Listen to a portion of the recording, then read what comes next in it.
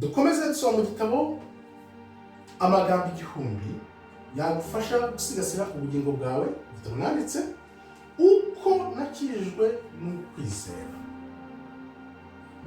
None iki gitabo maze gukizwa, ubwo nibazaga aya magambo ndavuga nti tuvuga ko dukunda Imana ariko tukabaho nkaho nta Mana iriho.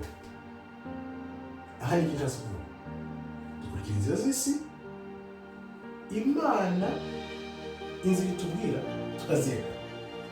Dufite ijambo ryayo nk'urugero natanze, ushobora kugira imyaka 40, 50 utaranafunga Bibiliya, warangiza uvuga uti ukunda Imana ariko ukaba nkaho nta Mana iriho.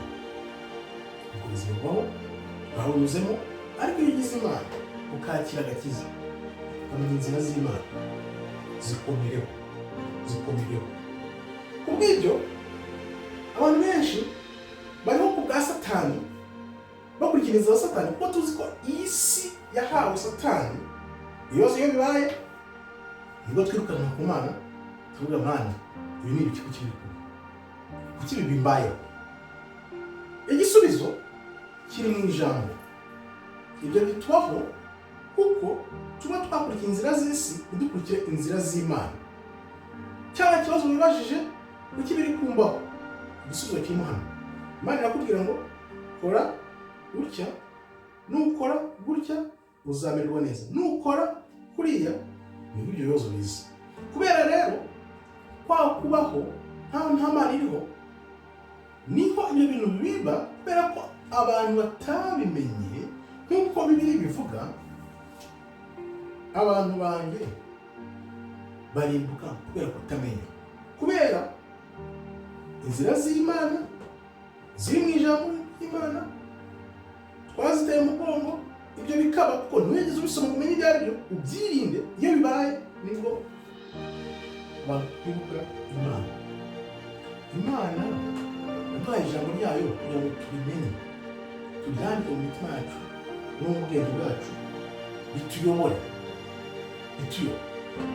Kubw'ibyo nkibona agakiza nandika iki gitabo, nibwo nibaje ni gute Imana yagira umuntu w'umunyabyaha nkanjye ikaba agakiza.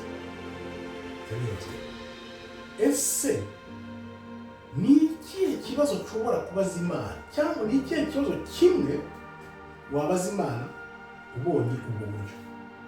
Mbese mvuga nti Mana urahambaye. Ikibazo nakubaza ni gute ugirira impuhwe n'ubuntu umunyabyaha nkanjye? Birandenze.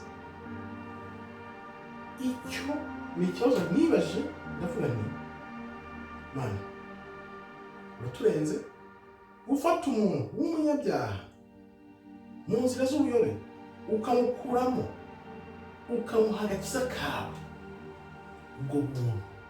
ubwo buntu tugirira Mana burahebuje. Mvungurira ku nzira zawe, unyereke, umbwire Mana impamvu umunyabyaha nkanjye wamugiriye ubuntu ukamuha agakiza. Ibyo bigutera imbaraga zo gukomeza gushaka ukuri, ugakunda ukuri, ukanyoterwa ku nzira z'Imana, ukazishaka kugira ngo nawe ubere abandi urumuri, noneho nabo bave muri wa mwijima w'isi baze mu gakiza mu nzira z'Imana. Ikibazo cyawe rero nawe baza Imana, ikibazo kimwe wumva kikuri ku mutima, nukibaza ukibaza Imana, nzi neza ko kiba kugukurura kigatuma ukurikiza inzira z'Imana, kugira ngo nawe urusheho gushaka ibisubizo y'icyo kibazo ubivanye mu ijambo ry'Imana, kandi Nukubera nawe akumurikire, akwereka inzira z'Imana, uve mu nzira z'isi utangire ukurikira inzira z'Imana kugira ngo ubeho. Murakoze rero, Imana ikomeze ibarinde. Shalom, shalom, shalom.